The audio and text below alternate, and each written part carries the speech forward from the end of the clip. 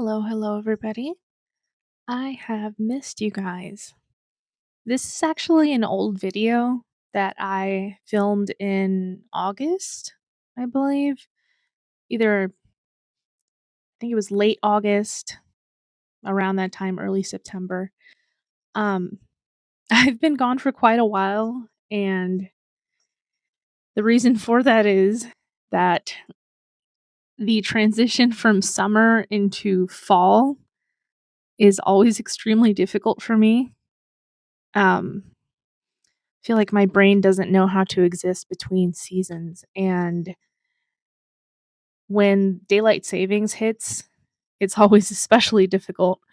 Um, I actually had been really struggling these past few months, and I ended up in the hospital for a time. And I've just been, trying to get back to a stable place, which I feel like I've finally gotten to. Thus, I've returned. This video is more of a chaotic, journal with me, as you can see by our new cat, our new addition to our family. His name is Jonesy, because obviously I had to name my cat after a spooky sci-fi cat. Um, he is very much still a kitten. I think he was 6 months when we adopted him. So in the video, you can see him running around and jumping all over the desk, and he's going to continue that for a big portion of the video. The journal that I'm actually working on at first was an old moleskin that I had found. It was pretty unused. I had planned to use it for wedding planning, but I just ended up using my regular planner, so it doesn't really have much in it. And sometimes I try to use it like to kind of get back into the groove of trying to be creative, especially when I've hit a slump. The other reason I hadn't really been on YouTube really and hadn't posted was because when I'm going through a hard time and I'm struggling, I don't journal. And I didn't journal for like maybe 2, maybe 3 months. Um, from the period of it was probably August to I think November. This was one of the few times I did journal, and it was mainly because something had happened. But you can see Jonesy, he makes himself very comfortable here. Um, I wanted to see if I could find a way to reignite that creative spark, and that's why I was just kinda gluing random things into this notebook. I do more traditional journaling later in the video, and Jonesy is still gonna be there, so fear not, you'll get to see lots of him in this video. He's actually quite a bit larger now, so my journaling sessions when he's trying to interfere are even more difficult because I have a large orange cat just sitting on the edge or on the side of my notebook or deciding that he wants to make himself at home in the spot that I'm trying to use to rest my elbow. That's just the way he is. And if you heard that noise in the background, it was him knocking something over currently.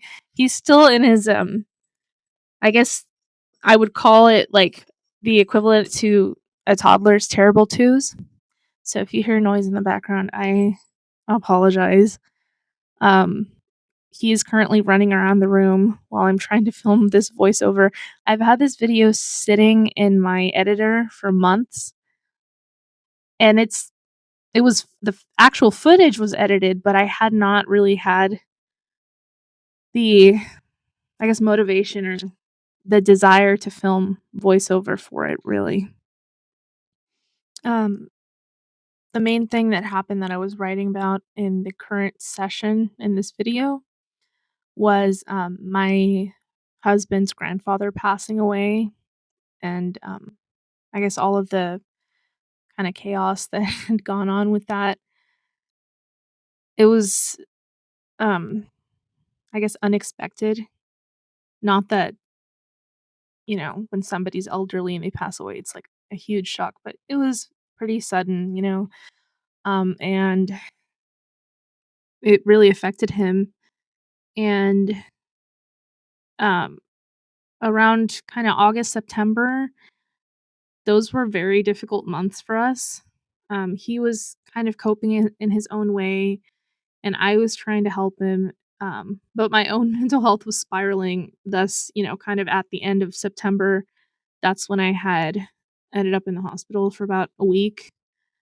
Um, and my physical health, it's funny because I've been doing better mentally since I got out of the hospital, but then my physical health started spiraling. So you can never really have I feel like when you're chronically ill, you can never really have both things together. It's always one or the other. But in my opinion, I feel like it's better my physical health be suffering than my mental health because when you're having poor mental health or you're depressed or whatnot, it just kind of sucks the life out of you and you can't really do anything about it. So, having chronic pain and feeling sick is one thing, but at least I don't feel trapped in my head. I might be trapped in my body, but being trapped in your head is a whole other thing. Um, I am gonna try to make some more journaling videos, hopefully soon, or even videos about different things. I actually started writing a new book. My current book that I had been working on, I just kinda hit a wall with it, and I had not worked on it in so long because I felt uninspired. And one of my friends, she had a really fun little book club gathering for us, where several of us were there, and she had, like, little snacks and food, and everybody brought their own crafty item to work on, and she had an audiobook playing in the background for us to listen to while we worked. It was a murder mystery. I think it was called A Most Agreeable Murder, and I thought it was a lot of fun. So, it kind of made me think, I was like, "Would I be able to write a murder mystery?" So I started writing one, and I'm about 7 chapters in, um, and then something else happened in my personal life that kind of threw me off and made me sick for a couple of weeks, but hopefully I'm gonna be getting back into it. I just have so many ideas, and I've kinda listed them out, in my notes. I have so many ideas for the plot, characters, and I actually use ChatGPT to help me make character portraits because they help me visualize scenes in the book and the way characters look and things like that. But my ideas are purely my own, and I guess that's why I have difficulty sometimes because it is hard to kind of weave a story sometimes when you're not really feeling well, you have all this brain fog and stuff going on. But I want whatever I write to be purely my own because I truly think you can tell, in my opinion, you can tell when something's been written by AI. It has this very almost like nonsensical quality to it. I don't know if other people can pick up on it, but you can almost tell that it wasn't written by a person because it tends to be kind of repetitive, kinda it loops back on itself, and it's just very strange. Um, at least I can tell. Not that AI is not good for other things. I actually I recently, it was my husband and I's one-year anniversary, and, this month has been really nice. We spent a lot of time together, and, I mean, I wouldn't have made it through that difficult period without him. He was very supportive, and he had purchased a PS5 for me because he wanted me to have my own to play on since he essentially converted me into a full-blown gamer so when we got married. Um, and I was playing Detroit Become Human, and it's so funny the way in which that game parallels what's going on right now with AI. There's even people protesting, "AI, the androids are taking our jobs," and it made me laugh, not because it's, like, fun but it's so ironic, it's so ridiculous because that's exactly what's going on right now.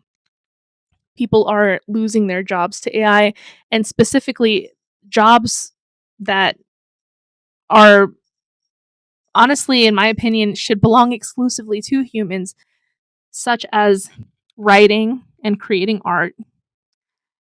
But yeah, I thought the parallels in the game were so interesting, and I had a lot of fun with it. It had me in a chokehold for like 2 days. I did little else, forgot to eat, forgot to sleep. I was just having, a good time with the story. Um, but yeah, this month has been it's been good. Things have kind of gotten better.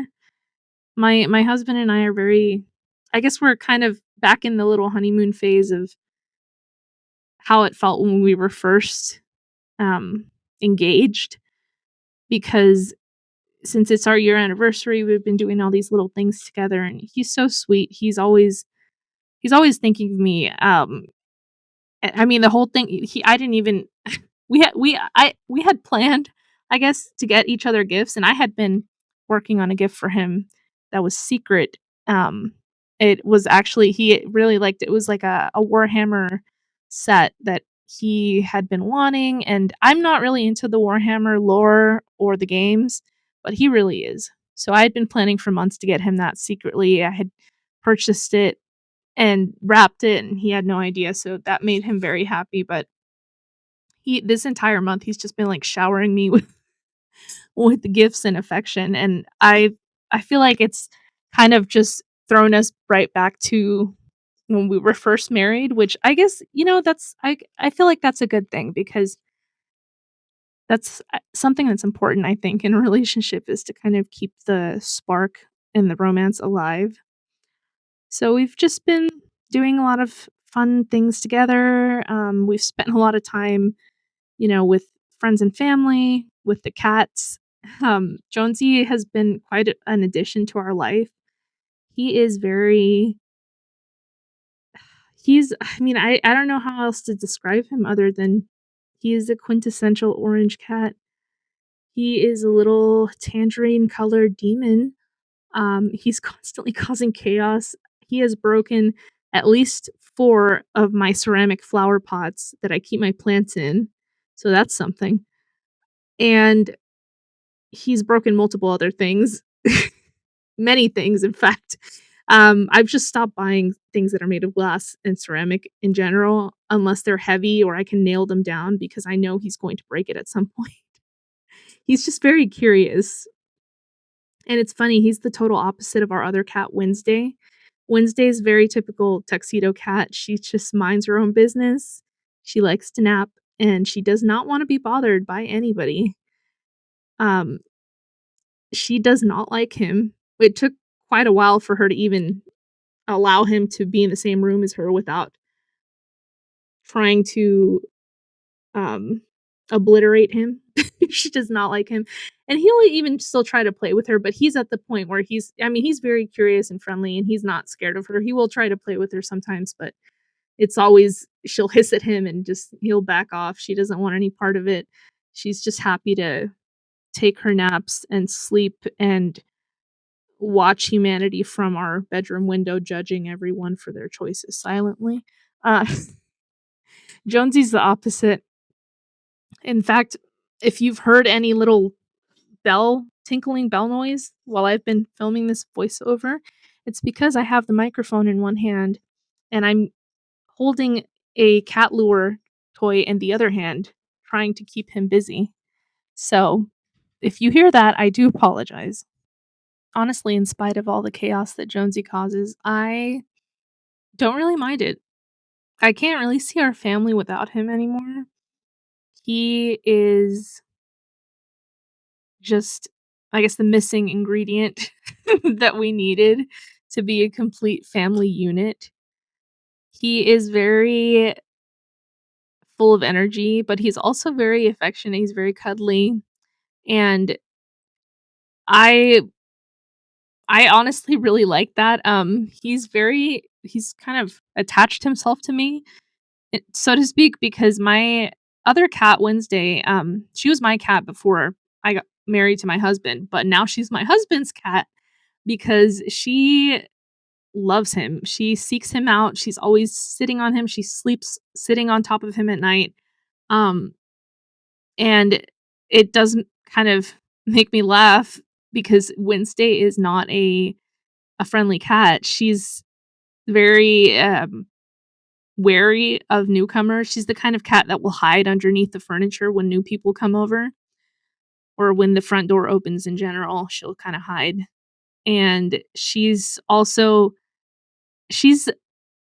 affectionate with people like me who have, taken care of her for years or with my husband, but even with us, she has a limit. As in, we'll pet her, and if you pet her, you reach your, designated limit for the number of pets that you can give her, she'll start biting your hand with no warning.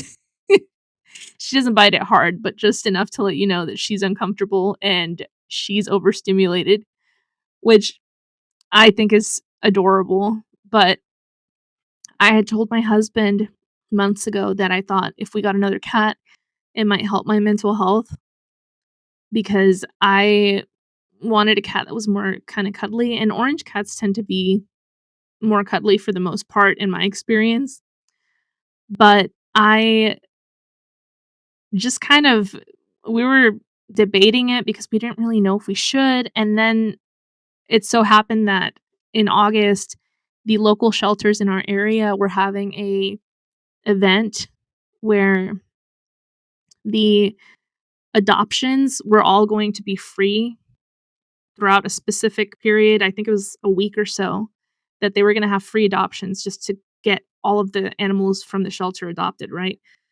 So, we went to look, and I had seen a photo of him online on their website, and I was like, "I want that one," because was just he looked like there was not a thought behind his little eyes, and I was like, "I want that cat."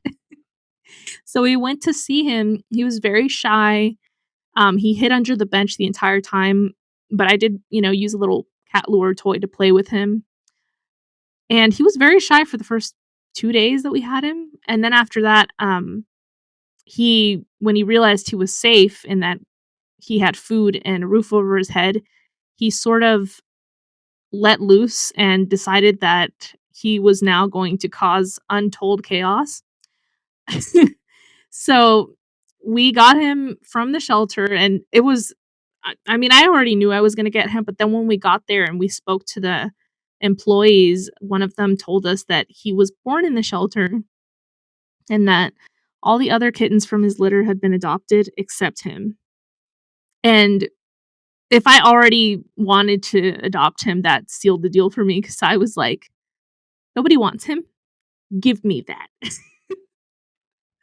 So, I'm just really happy that we have him in our life. I'll insert some clips at the end of the video of him now because he is a bit bigger, but he's just such a beautiful little orange cat, and he's very full of energy. He causes a lot of chaos around our house, but I can't really picture our family without him anymore because he's completely just embedded himself in my brain and in my heart because I don't really think that I've ever gotten attached to a pet this quickly.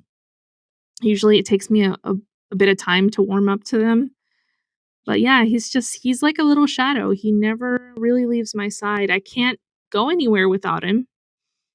Um, even to the bathroom because even if I get up in the middle of the night, it's 2 or 3 in the morning. I get up in the middle of the night to go use the restroom. He will wake up out of a dead sleep and follow me and wait outside the door, and when I open the door, I have many times tripped over him because he's sitting right at the edge of the door where the the floorboards meet the bottom of the bathroom door, and he's sitting there like a little orange loaf, just completely curled up, waiting for me to open the door, and he does this regularly. I don't know why, because I know that he knows that I'm not really gonna be gone for very long. I'm just going to the restroom for 2 minutes, but that's just the way he is. He will follow me around everywhere. If I go into a room and close the door, he starts screaming. Um, I don't know if that sort of attachment has to do with the fact that he was born in a shelter, because our other cat, Wednesday, has never been that clingy, and she was a stray, and well, she was born from a stray, that had gone into one of our neighbors' apartments and just had babies in their apartment. They let a stray cat in their apartment, it just gave birth, and then they had a box of kittens that they were trying to give away to people because obviously they didn't sign up for that. So that's where I had originally gotten Wednesday from. But yeah, this is kinda you guys' first introduction to Jonesy, and he's probably gonna be a regular fixture in my videos from now on. So, that's all that's been going on recently. I hope to make more videos more consistently, but thanks for watching anyways. Bye.